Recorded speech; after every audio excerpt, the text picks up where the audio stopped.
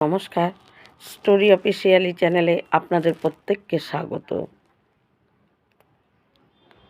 সুরদাস সুরদাস তিনি অন্ধ ছিলেন, কিন্তু বাহিরের দৃষ্টি না থাকলেও অন্তর্দৃষ্টি তার পরিপূর্ণ ছিল।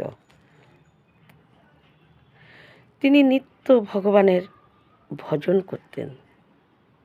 বিহারীজির মন্দিরে বিহারীকে কেমনভাবে প্রতিদিন কি রঙের পোশাক পরানো হচ্ছে, কেমনভাবে সাজানো হচ্ছে, সেটা তিনি প্রতিদিন গান গেয়ে ওই মন্দিরে এসে গান গাইতেন।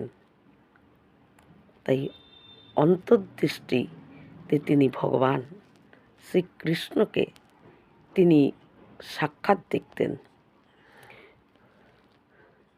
এত সুন্দর তার গানের যে বর্ণনা ভগবানের, কিন্তু তিনি যদি নাই দেখেন ভগবান কৃষ্ণের এরকম বর্ণনা কি করে করতে পারেন?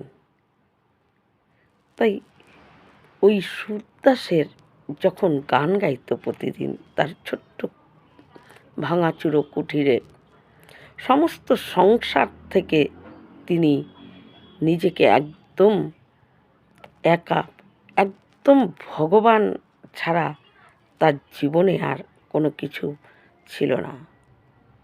তিনি ভজন, সুন্দর সুন্দর পদ নিজেই রচনা করতেন আর নিজেই সেটাকে সুন্দর করে গাইতেন।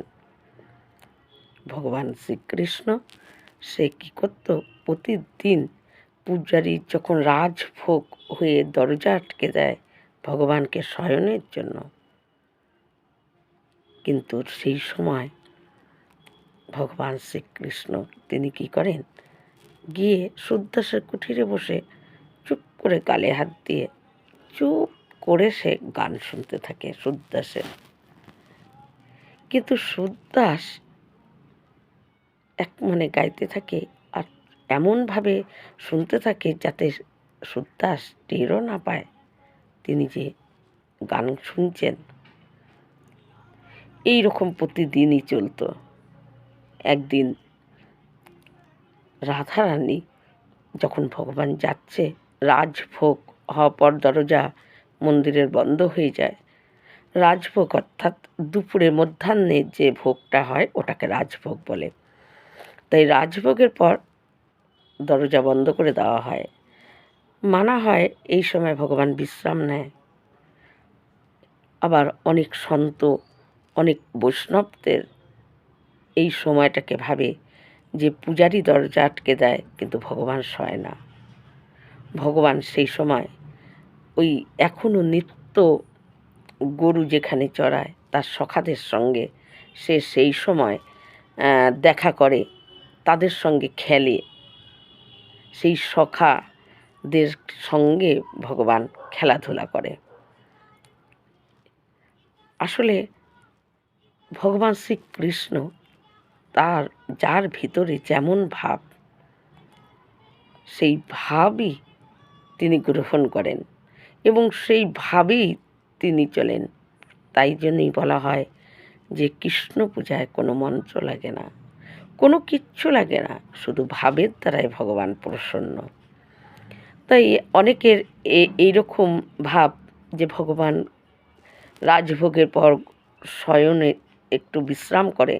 আবার অনেক বৈষ্ণবের ভাব যে ভগবান এই সময় শয় না, যেই পূজারী দরজা বন্ধ করে দেয় ওটাই ভগবানের সুযোগ। সেই সময় সে সখাদের সঙ্গে মেলার জন্য সেই আগে যেখানে গরু নিয়ে তারা সখাদের সঙ্গে খেলতো, সেখানে ভগবান সখাদের সঙ্গে খেলতে যায়। এদিকে ভগবান সুরদাসের গান প্রতিদিন এইভাবে শোনে। একদিন যখন রাজভোগ দিয়ে পূজারী দরজা আটকে চলে যায়, সেদিন ভগবান শ্রীকৃষ্ণ সুরদাসের গান শোনার জন্য সে যেতে লাগে। কিন্তু রাধারানী সেদিনকে একদম যে আমিও যাব জেদ করে। কিন্তু ভগবান কৃষ্ণ বলে, না না, তোমার যেতে হবে না, তুমি গেলে ঠিক দেরি হয়ে যাবে, তুমি গেলে বুঝে যাবে। কারণ রাধারানী তিনি তো কৃপাময়ী, তিনি তাই ভগবান তাকে নিতে চায় না। যে আমি চুপ করে গান শুনে আসি, সে বুঝতেও পারে না, কিন্তু তুমি গেলে ঠিক একটা কি ধরা পড়েই যাব, আর ধরা পড়ে গেলে আমাদেরকে ছাড়বে না, আর না ছাড়লে পূজারীর কাছে আমরা বকা খাবো। কারণ যে ভগবানের অর্চক, সে ভগবানকে বকার অধিকারও তার আছে। কারণ যে ভগবানকে স্নান করায়, যে ভগবানকে নিত্য স্নান করায়, নিত্য সাজায়, পোশাক পরিবর্তন করে, ভগবান তাকে যশোদা রূপে দেখে। তাই সে যদি বকাও দেয়, বা সে যদি ভগবানকে বকা দেয়, ভগবান কিচ্ছু মনে করে না। অনেক সময় কিন্তু আমরাও যখন ভগবানকে সাজাই, নিত্য স্নান করায় সাজাই, সব কিছু সাজানোর পর একই জায়গায় সব রাখলাম, তার মধ্যে থেকে বাসি পাচ্ছি না। আরে বাসি কোথায়? ওখানেই অনেক খোঁজাখুঁজি করছি, কিন্তু পাচ্ছি না। কিন্তু যখন মনের মধ্যে রাগ হয়ে যায়, ঠিক আছে একই দেরি হয়ে গেছে, তার মধ্যে আবার এখন বাসি পাওয়া যাচ্ছে না, আজকে বাসি ছাড়াই থাকো। যেই মনের এই ভাব আসে, তখন দেখা যায় আরে সামনেই তো বাসি পড়ে আছে, হয়তো আমার কোলেই বাসিটা আছে। ঠিক এরকম আসলে ভগবান ওই যশোদা রূপে দেখে বলে সেই সময় একটু দুষ্টামি করতে ভগবান খুব ভালোবাসে। এটা ভাব। কথাই বলে যে ভগবান কৃষ্ণ ভাবেই তিনি প্রসন্ন। যার ভিতরে যেমন ভাব, ভগবান তার সঙ্গে তেমনই লীলা করেন। তাই সেরকম সেদিনকে যখন রাধারানী খুব জেদ করে কৃষ্ণের সঙ্গে যায়, কিন্তু ভগবান শ্রীকৃষ্ণ রাধারানীকে খুবভাবে বুঝিয়ে নিয়ে যায়, ওখানে গিয়ে কথা বলা হবে না, বাবা যাতে টের না পায় কোনোভাবেই। যদি একবার টের পেয়ে যায় তাহলে কিন্তু বাবা আমাদেরকে ছাড়বে না। তো রাধারানী বলে যে ঠিক আছে আমি সব মানলাম, কিন্তু আমি যাব। কিন্তু যখন যায়, গিয়ে দুজনেই, এদিকে সুদাস সেই রাধা আর সেই কৃষ্ণের বিভিন্ন পদের তিনি সুন্দর গান গেয়ে যাচ্ছেন, দুজনেই চুপ করে গান শুনছে। আসলে সুদাস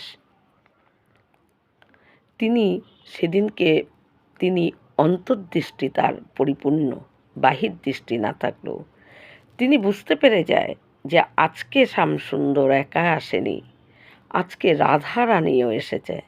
আর এই রাধারানী যখন এসেছে, আমি তো সহসা ছাড়ব না, আমি সহজে একে ছাড়ব না। তার চরণ আমি স্পর্শ করবই, আর তার কৃপা লাভ করব, তারপরেই তাকে ছাড়ব, তার আগে ছাড়ব না। সুদাস মনে মনে এটা ভেবে নেয়। সুদাস কী করে, নিজে ইচ্ছাকৃতভাবে গান গাইতে গাইতে সে কুঠির থেকে বেরিয়ে লাঠির সাহায্যে সে হাত এগোতে থাকে, আর পিছে পিছে কৃষ্ণ আর রাধারানী তারাও আগাচ্ছে।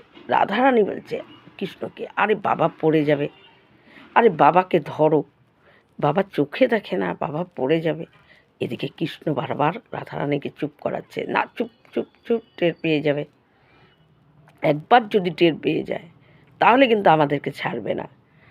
কিন্তু সুদাস মনে মনে ভাবে যে আজকে তো আমি ছাড়ছি না, রাধারানীর চরণের কৃপা না পাওয়া অবধি আমি তো ছাড়ব না। আর এদিকে রাধারানীও সেদিন এসেছিল মনের এই ভাব নিয়ে যে আজকে বাবাকে আমি কৃপা করবই। কিন্তু কৃষ্ণ সে কিছুই বুঝতে পারে না।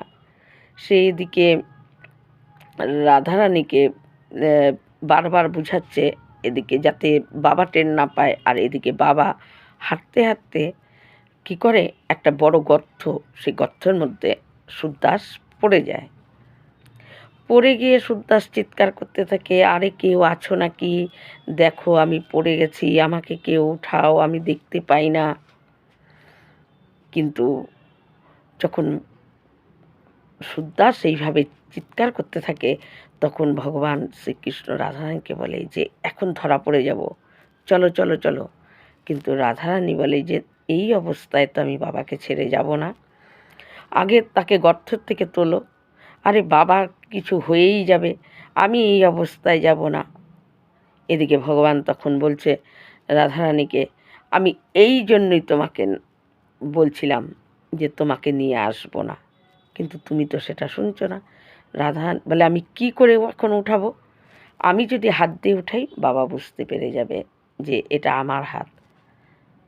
তখন রাধারানী বলে তাহলে এক কাজ করো, আমার এই ওড়না আর তোমার ওই কোমরের কালো কোমরিয়া যে মটকা যে কোমরে বেঁধে থাকে সেই দুটাকে গিট লাগাও, গিট লাগায় ওই গর্তের মধ্যে ফেলে দাও, দিয়ে বলো যে বাবা আমরা একটা রশি ফেলেছি, এটাকে ধরো, আমরা টেনে তোমাকে উঠিয়ে নেব।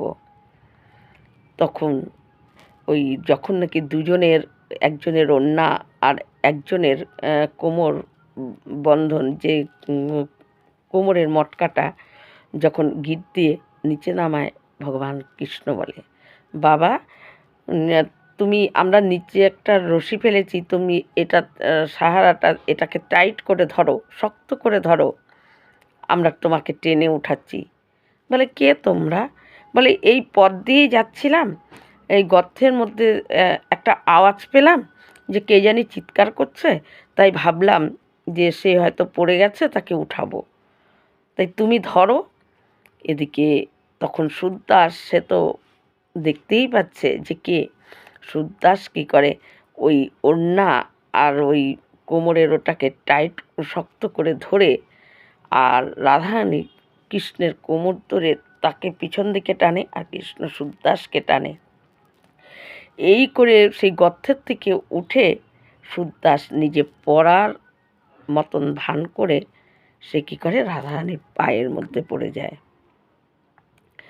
আর অমনি কৃষ্ণ যখন রাধারানীকে পিছন দিকে টেনে নিয়ে বলে চলো চলো চলো চলো এবার চলো, কিন্তু রাধারানী বলে দাঁড়াও আগে, বাবাকে ঠিক মতো উঠুক। এই বলেই সুরদাস যখন ওই পড়ে যায়, তখন রাধারানীর পায়ের মধ্যে যে নূপুর ছিল সেই একটা নূপুর তার হাতে টান মেরে সে নিয়ে নেয়। কিছু তারপরে যখন ভগবান শ্রীকৃষ্ণ রাধার হাত ধরে নিয়ে ছুটতে থাকে মন্দিরে, এদিকে পূজারি ঢুকে যাবে, সময় হয়ে গেছে, কিন্তু পূজারি যদি ঢুকে দেখে যে তারা নেই, তাহলে তো অনেক হইচই পড়ে যাবে, জানাজানি হয়ে যাবে। কিন্তু তখন দৌড়াতে নেয়, কিন্তু রাধারানী তখন দেখে তার চরণের একটা নূপুর নাই। কিন্তু তখন বলে যে আমার একটা নূপুর। কৃষ্ণ বলে যে তোমার ওই নূপুর আর একটা বানানো যাবে, থাক থাক। বলে ঠিক ওই নূপুর বাবার হাতে, বাবা যে পড়ে গেল তখনই মনে হয় নূপুরটি ওখানে খুলে গেছে, না না না আমার ওই নূপুরই লাগবে। ভগবান যতই বোঝায়, কিন্তু রাধারানী বলে ওই নূপুর আমাকে ইন্দ্র দিয়েছে, মূল্যবান হাতির দাঁত দিয়ে তৈরি সেই নূপুর, সেই নূপুর আমার ওটাই লাগবে। এদিকে ভগবান বলে এই জন্য আমি তোমাকে না করি, কারণ তুমি চুপ করে কিছু করতেই পারো না, আমি এই জন্যই তোমাকে আসতে না করেছি। কিন্তু রাধারানী বলে আমার ওই নূপুরই লাগবে। তখন বলে তুমি এখানে দাঁড়াও, আমি গিয়ে বাবার থেকে নূপুরটা দেখি ওখানে আছে নাকি। ভগবান শ্রীকৃষ্ণ সেই নূপুর নেওয়ার জন্য সুরদাসের কাছে যায়, কিন্তু সুরদাস তিনিও কি কম, তিনি পরম বৈষ্ণব, পরম ভক্ত, অনন্য ভক্ত। তিনি রাধারানীর চরণ স্পর্শ না করা অবধি তিনি তো ছাড়বেন না। তাই সুরদাস তখন বলে, যখন কৃষ্ণ গিয়ে বলে যে বাবা তোমার এখানে কি কোনো নূপুর দেখে পেলে? বলে হ্যাঁ একটা নূপুর তো আমার হাতে আমি এখানে পেয়েছি, কিন্তু বলে তাহলে ওটা দাও, আমার সঙ্গে যে একজন সখী আছে সে তার এই নূপুর, আমি তাকে দিয়ে দিই। তখন বলে যে না, আমি তোমাকে তো দিতে পারবো না, এখন তোমার সঙ্গে যে আছে তার এই নূপুর তুমি বলছো, আমি তো চোখে দেখি না, কিন্তু আমি হাত দিলে আমি বুঝতে পারি যে দুটো জিনিস এক নাকি। তাই আমি এইভাবে নূপুর দেবো না, তোমাকে দিয়ে দেবো, তারপরে যদি অন্য মানুষ এসে আমার কাছে নূপুর চায় তখন আমি নূপুর কী করে দেব? না, যার নূপুর আগে তুমি, তার পায়ে তো একটা নূপুর আছে, তাহলে আমি সেই পাটাকে ধরে আগে দেখব, যদি এটার সঙ্গে ওটার মিল হয় আমি তাহলে তার পায়ে দিয়ে দেব, তার আগে আমি দেব না। কিন্তু ভগবান অনেক বলা পরও সুদাস তাকে দেয় না। পরে কি করবে, রাধারানীকে নিয়ে সেখানে আসে যে বাবা, ওই যে সখীর কথা বললাম আমি, সে আমার সঙ্গে এসেছে, এবার তো নূপুরটা দাও। বলে দাঁড়াও, আগে তোমার সঙ্গে যে এসেছে সখী, তাকে আগে বলো পা বাড়িয়ে দিতে, আমি যেই পায়ে নূপুর আছে সেটাকে আগে আমি ছুঁয়ে দেখি, আমি তো চোখে দেখি না, বলো, আমি যদি ওটার সঙ্গে এটার মিল পাই আমি দিয়ে দেব। তখন কি করে ভগবান, আর কি করবে, রাধারানীকে সামনে দাঁড় করায় দেয়। সুদাস রাধারানীর ওই পা হাত দিয়ে ভালো করে নেড়ে দেখে, হ্যাঁ তার হাতের নূপুরেই নূপুর এক, কারণ সুদাস জানতই এটা রাধারানীর নূপুর। কিন্তু ওই ছলিয়া, ওই কৃষ্ণ, সে আমাকে তার থেকে বঞ্চিত করে নিয়ে যেতে আমি কিছুতেই দেব না। কিন্তু আমি তাকে, তার কৃপা আজকে আমি নেবই।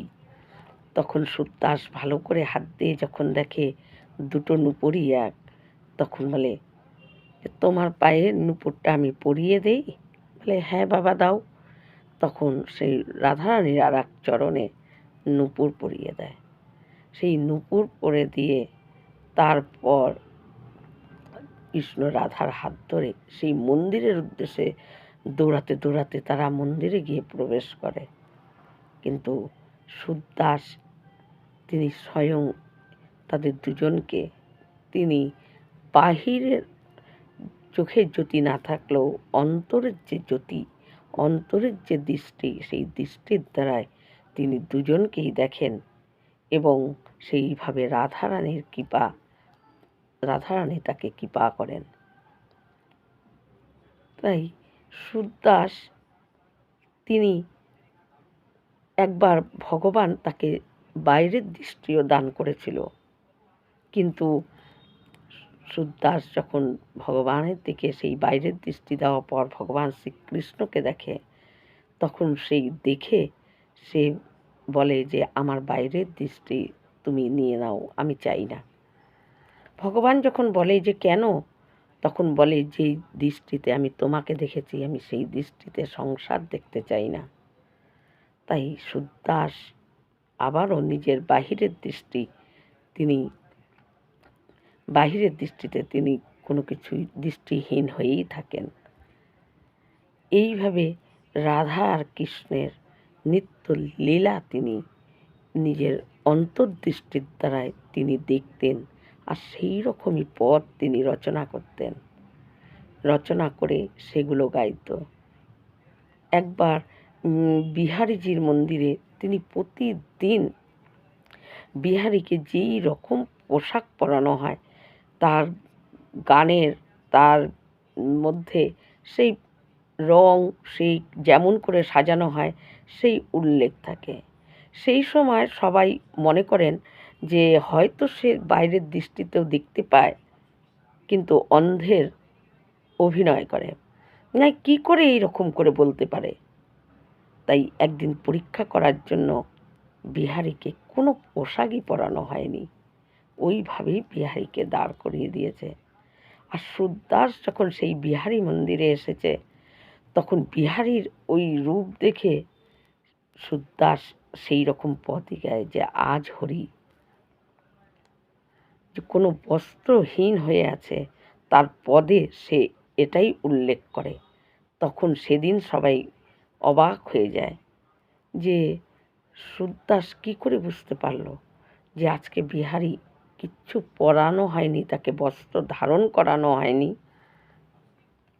তাই বাইরের দৃষ্টি না থাকলেও অন্তর্দৃষ্টি সুদাসের পরিপূর্ণ ছিল, যেই দৃষ্টিতে নিত্য রাধা কৃষ্ণের লীলা তিনি দর্শন করতেন এবং এত সুন্দরভাবেই দর্শন করতেন, সাক্ষাৎ রাধা কৃষ্ণ যে রূপ তিনি তার পদের মধ্যে তিনি বর্ণনা করতেন, এটাই হলো আসল দৃষ্টি।